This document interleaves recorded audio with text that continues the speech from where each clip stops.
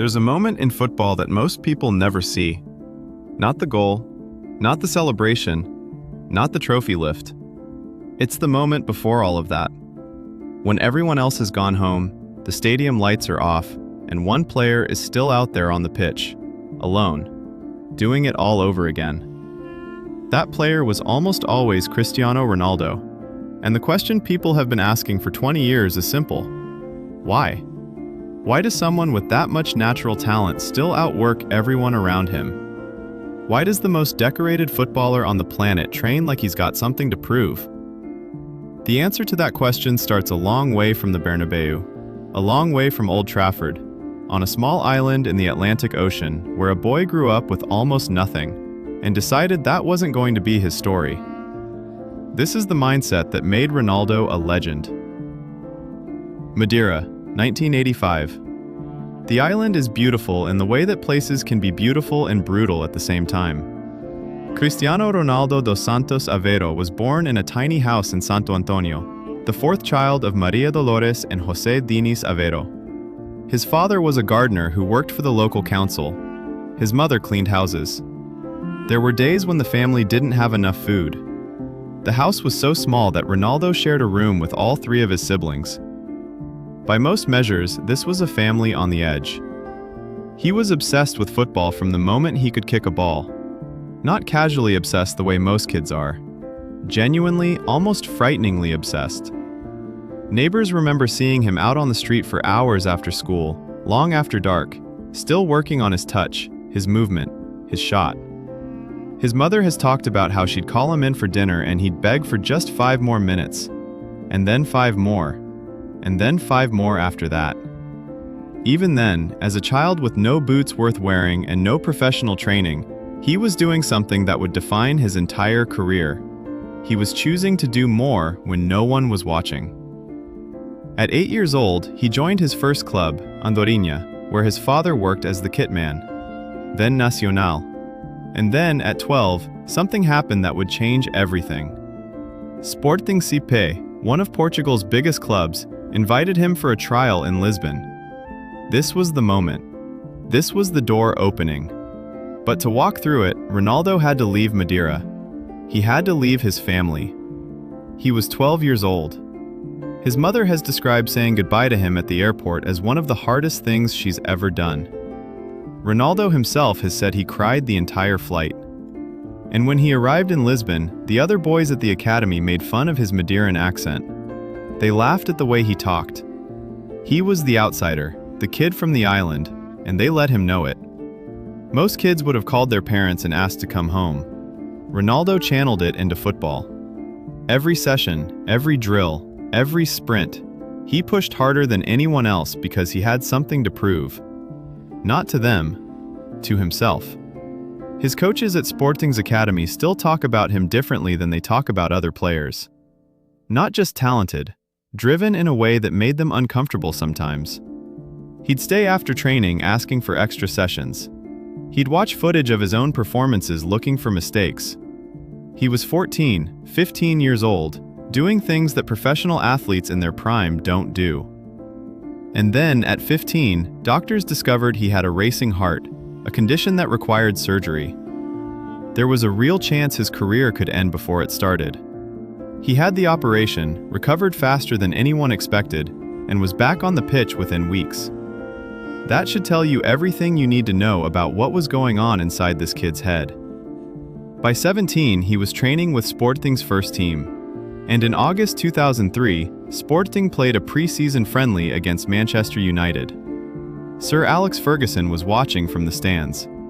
And what he saw that afternoon made him call his players into the dressing room after the game and tell them directly that they needed to sign that boy. United's own players were asking Ferguson to sign him. That almost never happens. Within days, Cristiano Ronaldo was a Manchester United player. He was 18 years old, and he was about to step into one of the biggest stages in world football. Old Trafford was different. The Premier League was different.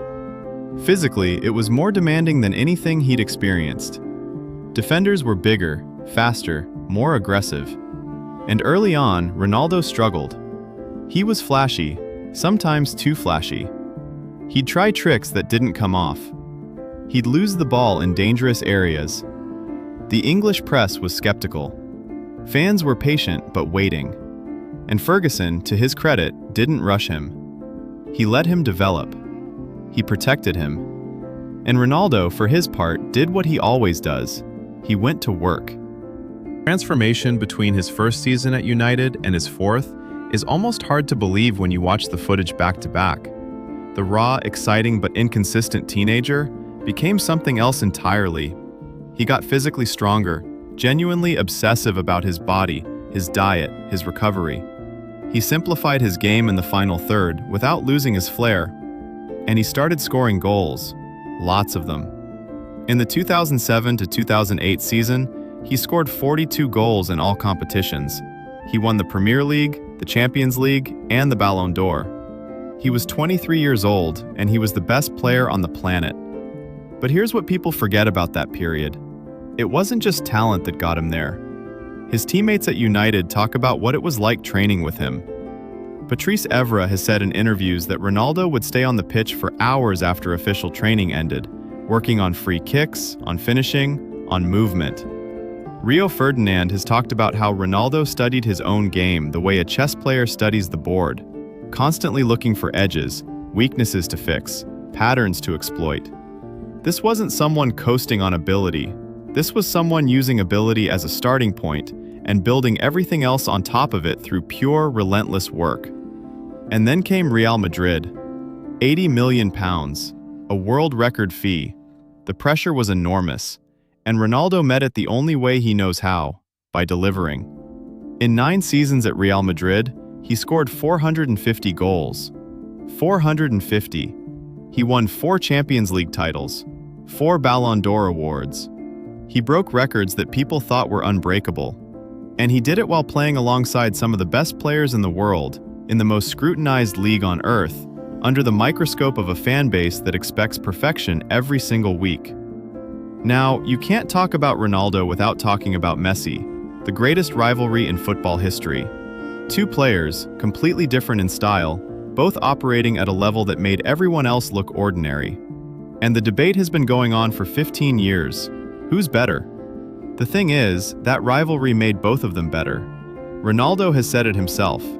Watching Messi win Ballon d'Or after Ballon d'Or in those early years pushed him. It irritated him. And that irritation became motivation. He didn't need external validation to work hard, but having someone that good, that close, in the same era, made him sharper, made him hungrier. And the football world is genuinely lucky that both of them existed at the same time, because what they pushed each other to produce was extraordinary. What people still don't fully appreciate about Ronaldo is the discipline behind the image.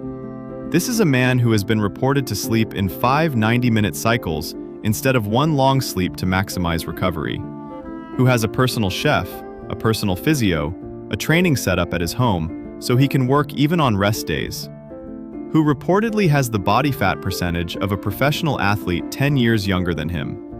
At 38 years old, he was still scoring goals at the highest level. That doesn't happen by accident. That doesn't happen because of genetics alone. That happens because of a decision made somewhere back on the streets of Madeira, a decision to never, ever stop pushing. The records speak for themselves, but they almost miss the point. Over 900 career goals, 5 Champions League titles, 5 Ballon d'Or awards, the all-time top scorer in international football, the most followed person on Instagram on the planet. These numbers are almost abstract at this point, but what they represent is 20-plus years of consistent, relentless excellence, which might be the hardest thing in sport to achieve. But Ronaldo has done it in a way that no one in football history has managed before. So what is the mindset? What's the actual thing that separates him from everyone else who had talent and ambition and drive? It's this. Ronaldo never decided he'd arrived. Most people, when they reach a certain level of success, start protecting what they have. They get comfortable. They manage their career instead of pushing it. Ronaldo never did that. Every trophy, every record, every Ballon d'Or, he treated it as a starting point, not a destination. The boy from Madeira who cried on the flight to Lisbon, who was mocked for his accent, who had surgery on his heart at 15 and came back faster than anyone thought possible. That boy never left. He's still in there, still running when everyone else has gone home, still doing it all over again. If this story hit different for you, drop a comment below and tell me which part of Ronaldo's journey you found most surprising. And if you want to see more documentaries like this, make sure you're subscribed.